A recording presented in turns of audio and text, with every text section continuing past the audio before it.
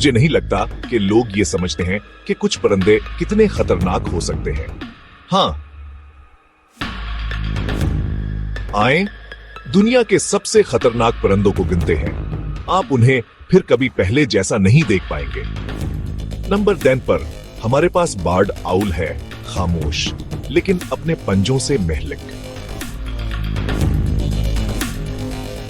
Number 9 lemur गायर, जिसे दाढ़ी वाला गिद्ध भी कहा जाता है, आसमान से हड्डियां गिराता है।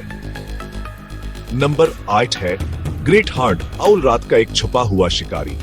7वां यूरोपी हेरिंग गल, वो खाने के लिए हमला करेंगे, कोई मजाक नहीं।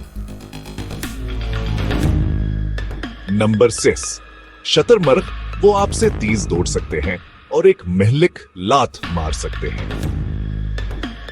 5वां है म्यूट सवान, इंतहाई इलाकाई और हैरत अंगेज तौर पर जारहाना।